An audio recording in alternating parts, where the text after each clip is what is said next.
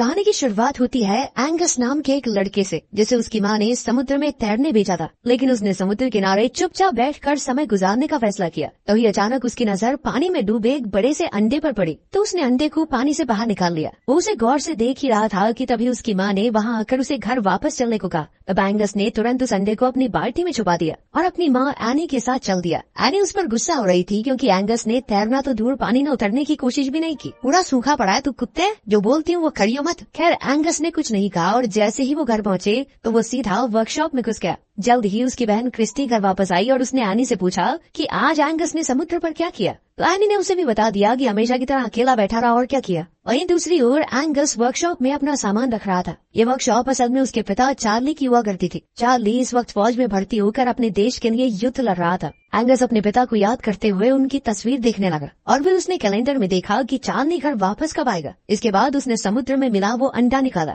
और उसे धोकर उसकी ऊपरी परत उतार दी। उसमें से चमकदार नीला रंग देखकर उसे काफी हैरानी हुई। इससे पहले कि वो अंडा टूटता, एनी ने उसे आवाज देकर बुला लिया तो उसे अंडे को वहीं छोड़कर घर की ओर भागना पड़ा। उस रात अचानक जोरदार बारिश होने लगी तो एंगस डर गया कि शायद वो अंडा वर्कशॉप में सुरक्षित नहीं है। वो तुरंत बारिश में भागता हुआ वर्कशॉप में जा पहुंचा, लेकिन अंडा तो पहले ही टूट चुका था। उसने आसपास देखा कि अंडे में से क्या निकला तो उसे एक अजीबोगरीब जानवर दिखाई दिया। उसने जानवर के करीब जाकर उसे छूने की कोशिश की तो जानवर उसे काटने को आया। तब एंगस को एहसास हुआ कि शायद इसे भूख लगी है। अब वो फटाफट उसके लिए कुछ खाने को लेने गया, जिसके बाद वो जानवर थोड़ा शांत हुआ। अब एंगस उसे प्यार से खाना खिला रहा था तो एनी ने एक बार फिर उसे आवाज देना शुरू कर दिया, जिसके बाद बेचारे एंगस को न चाहते हुए भी वापस जाकर सोना पड़ा। फिर अगली सुबह एंगस की आंख खुली तो उसने देखा कि फौजियों की एक टोली उनके घर आ पहुंची थी। वो एनी और क्रिस्टी के साथ उनसे मिलने गया तो उनकी मुलाकात कैप्टन हैमिल्टन से हुई। हैमिल्टन ने कहा कि खबरों के मुताबिक दुश्मन फौजी समुद्र के रास्ते देश में घुसपैठ करने की कोशिश कर सकते हैं,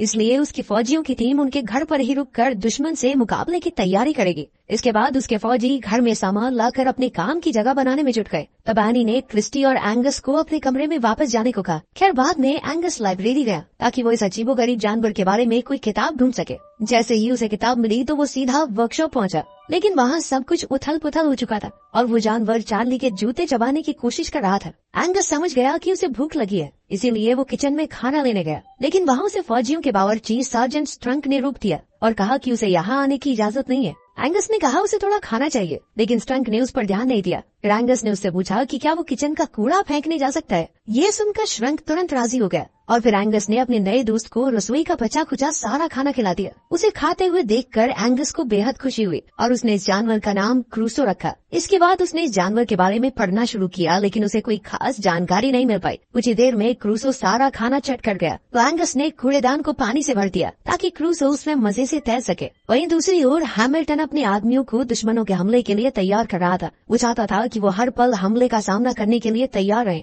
उधर एंगस क्रूसो को वर्कशॉप में अकेला छोड़कर वापस आ गया ताकि एनी को उस पर शक न हो जाए। लेकिन बाद में हम देखते हैं कि लुइस नाम का एक आदमी शहर में आया। फिर वो एनी से मिलने पहुंचा जो उस वक्त वर्कशॉप में थी। उसने कहा कि वो इस वर्कशॉप में काम करना चाहता है। उस आदमी के काम मांगने पर एनी ने कहा कि उसे सारी वर्कशॉप साफ करनी होगी, तो लुइस तुरंत काम में जुट गया। इस दौरान उसने वो कूड़ादान भी वर्कशॉप से बाहर निकाल दिया जिसमें एंगस ने क्रूसो को छिपाया था। एंगस ने जैसे ही ये देखा तो वो तुरंत लुइस को रोकने के लिए दौड़ा, लेकिन क्रूसो तो वहाँ था ही नहीं। अब एंगस ने लुइस से पूछा कि वो है कौन और वर्कशॉप में क्या कर रहा है। एंगस ने कहा कि ये उसके पिता की वर्कशॉप है और वो युद्ध से जल्द ही वापस लौटने वाले हैं। इस पर लुइस ने कहा कि देख भाई, तेरा बाप वापस लौट के जो चाहे वो कर सकता है, लेकिन जब तक वो वापस नहीं आते तब तक वो ही इस वर्कशॉप का मालिक है। ये सुनकर एंगस वहाँ से बाहर आ गया और क्रूसो को ढूंढने लगा। हम देखते हैं कि क्रूसो एंगस के घर में घुस आया था और उसे देखते ही स्ट्रंक का कुत्ता चर्चिल उसके पीछे दौड़ने लगा। खुशकिस्मती से चर्चिल चेन से बंधा हुआ था, इसलिए वो क्रूसो को झपट कर खाने में नाकामयाब रहा। इधर क्रूसो भागकर बाथरूम में आ गया। उसी पल क्रिस्टी बाथरूम में घुसी तो वो जोर से चिल्ला पड़ी और भागकर सीढ़ियों में आई।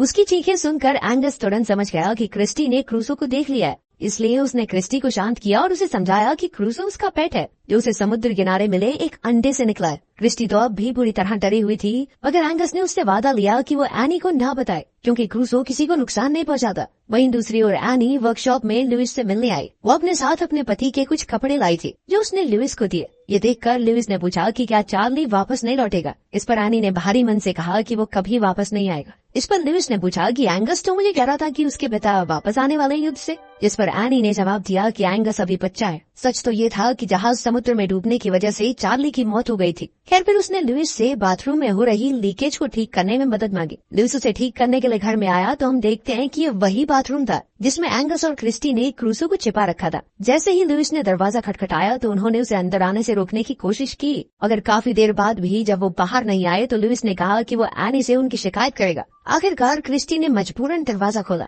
लुइस ने अंदर आकर कहा कि वो लीकेज ठीक करने आया है और तभी अचानक उसकी नजर क्रूसो पर पड़ी तो वो बुरी तरह डर गया। उसने घबराकर पूछा कि ये क्या है। एंगस ने उसे क्रूसो की पूरी कहानी सुनाई। लुइस ने हैरानी से उसे देखते हुए छूने की कोशिश की तो अचानक क्रूसो उसे काटने को आया। खैर फिर लुइस ने कहा कि क्रूसो बिल्कुल एक समुद्री घोड़े की तरह दिखता है। समुद्री घोड़ा दुनिया में सबसे दुर्लभ जानवरों में से एक है। कहा जाता है कि धरती पर एक वक्त पर सिर्फ एक ही समुद्री घोड़ा होता है। एक समुद्री घोड़े के मर जाने के बाद एक नया अंडा टूटता है जिसमें से नया घोड़ा फिर से जन्म लेगा। फिर लुइस ने उन्हें समुद्री घोड़े की जादुई शक्तियों के बारे में बताया और तभी अचानक एनी ने दरवाजा खटखटाया। अब एंगस ने क्रूसो को छिपाने में लुइस की मदद मांगी क्योंकि एनी कभी उसे घर में रखने की इजाजत नहीं देगी, जिसके बाद लुइस उसकी मदद करने को राजी हो गया। फिर जैसे ही एनी अंदर आई तो उसे क्रूसो दिखाई नहीं दिया। हालांकि क्रूसो झांक कर बाहर देख रहा था मगर लुइस ने जैसे तैसे मामला संभाल लिया। इसके बाद एनी बाहर आई तो उसकी मुलाकात हैमिल्टन से हुई। उसने एनी को फौजियों के होने वाले डिनर में शामिल होने का न्योता दिया। बाद में उस रात लुइस ने एंगस से कहा कि उन्हें क्रूसो को वापस समुद्र में छोड़ आना चाहिए क्योंकि वही उसका असली घर है। लेकिन एंगस इसके लिए हरगिज राजी नहीं था। उसने कहा कि क्रूसो की असली जगह सिर्फ मेरे साथ ही है। जल्द ही घर पर फौजियों का डिनर शुरू हो गया। तब एंगस को क्रूसो को बाथरूम में छोड़कर किसी काम से जाना पड़ा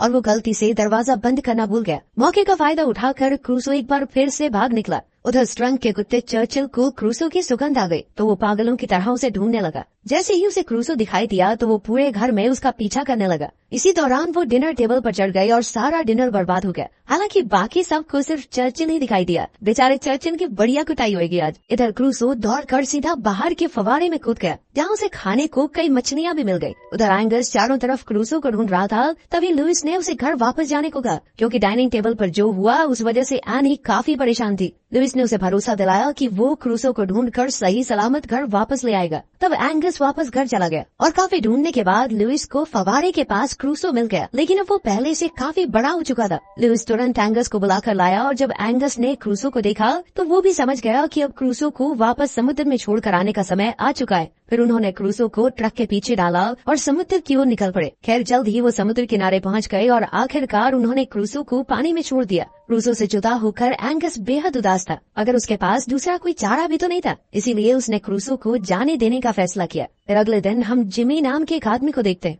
जो अपने दोस्त ह्यू के साथ समुद्र में मछली पकड़ने गया था। अचानक ह्यू को लगा कि उनकी तार में कोई बड़ी मछली फंसी है और जैसे ही उन्होंने तार खींची तो उनकी कश्ती पानी में धंसने लगी। तभी अचानक भारी भरकम क्रूसो उनके सामने आ गया, जिसे देखते ही उन दोनों के होश उड़ गए। लेकिन ह्यू अब भी इस जानवर को पकड़ना चाहता था क्योंकि इसके बदले में वो लाखों रुपए कमाकर माला माल हो सकते थे। जिमी इससे सहमत नहीं था और इधर क्रूसो उन्हें घसीट कर किनारे से दूर ले जाने लगा। आखिरकार जिमी ने तार काट कर अपनी जान बचाई और तब उन्होंने एक बार फिर क्रूसो को देखा। उन्हें अपनी आंखों पर यकीन ही नहीं हो रहा था क्योंकि ऐसे अजीबोगरीब जानवर को ना तो उन्होंने कभी देखा ना उसके बारे में कुछ सुना। वहीं दूसरी ओर हैमिल्टन ने एंगस से कहा कि उसकी मां चाहती है कि वो अभी से फौज में भर्ती होने की ट्रेनिंग शुरू कर दे, जिसके बाद एंगस फौजियों की उनके काम में मदद करने लगा। लेकिन कुछ ही दिनों में वो इस सब से बोर हो गया। एक दिन वो कैप्टन हैमिल्टन से आंख बचाकर समुद्र की ओर भाग गया। उसने क्रूसो को बहुत आवाजें दी मगर वो कहीं दिखाई नहीं दिया। तब वो एक कश्ती में बैठकर खुद उसे ढूंढने निकल पड़ा। कुछ ही देर में क्रूसो पानी से निकलकर उसके सामने आया और उसका इतना बड़ा रूप देखकर एंगस हैरान रह गया। इसके बाद वो कूदकर अपने इस खास दोस्त की पीठ पर बैठ गया। हालांकि वो काफी ज्यादा डरा हुआ था, पर क्रूसो ने उसे समुद्र की सैर करवाई जिसमें उसे बहुत मजा आया। जब क्रूसो एंगस को किनारे पर वापस छोड़ने आया तो उस वक्त स्ट्रंक का कुत्ता चर्चिल भी वहाँ मौजूद था और उसे क्रूसो की सुगंध आ गई। स्ट्रंक भी चर्चिल के साथ ही था, इसलिए जब चर्चिल किनारे की ओर भागा तो वो भी वहाँ पहुँच गया। उसने क्रूसो जैसे बड़े अजीबोगरीब जानवर को पहले कभी नहीं देखा था। वो चाहकर भी अपनी आंखों पर यकीन नहीं कर पा रहा था। इधर रात को एंगस ने क्रिस्टी और लुइस को अपनी समुद्र की सैर के बारे में बताया, जिसे सुनकर वो दोनों काफी खुश हुए। वहीं बाहर से एनी ने उन्हें हंसते हुए देखा और वो वापस जाने लगी। तभी लुइस ने उसे देख लिया और वो भी उसके पीछे गया। तब एनी ने लुइस का शुक्रिया अदा किया क्योंकि आज उसकी वजह से उसने अपने बच्चों को इतने समय बाद खुलकर हंसते हुए देखा। इस पर लुइस ने हंसकर उसकी बात को टाल दिया। वहीं दूसरी ओर हम देखते हैं कि जिमी ने जॉक नाम के एक रिपोर्टर को समुद्र में मिले उस अजीबोगरीब जानवर के बारे में बताया। इसके बारे में सुनकर जॉक ने सोचा कि इसके जरिए वो शहर में इन्वेस्टर्स को ला सकता है, क्योंकि टूरिस्ट को ऐसे अनोखे जानवर देखने में दिलचस्पी होगी। अगर ह्यू ने कहा कि शहर जैसा है वैसा ही ठीक है, लेकिन जॉक का कहना था कि अगर समुद्र में कोई खतरनाक जानवर है तो आम लोगों को इसके बारे में पता होना चाहिए, उनको जानने का पूरा हक है। उधर अगले दिन हैमिल्टन एनी और उसके बच्चों को एक पहाड़ी की चोटी पर लेकर आया ताकि वो उन्हें अपनी फौज की तैयारी दिखा सके। वो उन्हें दुश्मनों के खिलाफ इस्तेमाल होने वाले हथियारों का नमूना दिखाना चाहता था। अब कैप्टन ने अपने आदमियों को पानी में छुपे दुश्मनों पर हमला करने का नमूना पेश करने को कहा। ये सुनकर एंगस को एहसास हुआ कि इससे क्रूसो की जान को खतरा हो सकता है, इसलिए उसने एनी से मिन्नतें की ताकि वो फौजियों को रोक सके। एनी को समझ नहीं आ रहा था कि वो क्या कह रहा है और उसने एंगस को चुपचाप खड़े रहने को कहा। तब क्रिस्टी ने एनी से कहा कि एंगस सच कह रहा है, मगर एनी ने उसकी बात भी नहीं मानी। इधर फौजियों ने पानी में हमला करना शुरू कर दिया और उधर क्रूसो बुरी तरह डर गया। वो बहुत मुश्किल से इन जानलेवा हमलों से बचने की कोशिश कर रहा था। उधर जिमी और जॉक आज क्रूसो की तस्वीर लेने के लिए समुद्र किनारे पहुंचे हुए थे, मगर वो क्रूसो की एक भी झलक न पा सके। तब उन्होंने क्रूसो का नकली पुतला बनाकर तस्वीर खींच ली और अगले दिन के अखबार में भी छाप दी। उस दिन बाद जब श्रंक ने अखबार पढ़ा तो उसे याद आया कि वो वही भयानक जानवर है जिसे उसने समुद्र किनारे देखा था। तब श्रंक और बाकी कुछ फौजियों ने मिलकर क्रूसो को ढूंढ निकालने का फैसला किया। उस रात क्रिस्टी एंगस के कमरे में गई और फिर वो दोनों लुइस के साथ घर से भाग निकले ताकि वो देख सकें कि क्रूसो सही सलामत तो है। जैसे ही वो समुद्र किनारे पहुंचे तो एंगस ने क्रूसो को आवाज दी। पहले तो क्रूसो बाहर नहीं आया, मगर जब वो आया तो जंगली और बेकाबू सा हो चुका था। उसने एंगस को भी नहीं पहचाना और उसे खाने की कोशिश की। ये देखकर एंगस और लुइस हैरान रह गए, क्योंकि उन्हें समझ नहीं आ रहा था कि ये सब क्या हो रहा है। जल्द ही क्रूसो वापस पानी में चला गया और तब एंगस ने इस सब का इल्जाम लुइस पर लगाया, क्योंकि उसके कहने पर ही उन्होंने क्रूसो को समुद्र में छोड़ा था। इधर स्ट्रंक और उसके साथी फौजी अपनी कश्ती में क्रूसो की खोज में लगे थे। आज वो क्रूसो को जान से मारने के इरादे से आए थे। जैसे ही वो किनारे के करीब पहुंचे तो उन्हें चर्चिल के भौंकने की आवाज सुनाई दी। स्ट्रंक समझ गया कि जरूर चर्चिल ने कुछ देखा है, इसीलिए उसने कश्ती को आवाज की दिशा में ले जाने का आदेश दिया। पर तभी अचानक क्रूसो चर्चिल को जिंदा चबा गया और एक बार फिर चारों ओर शांति हो गई।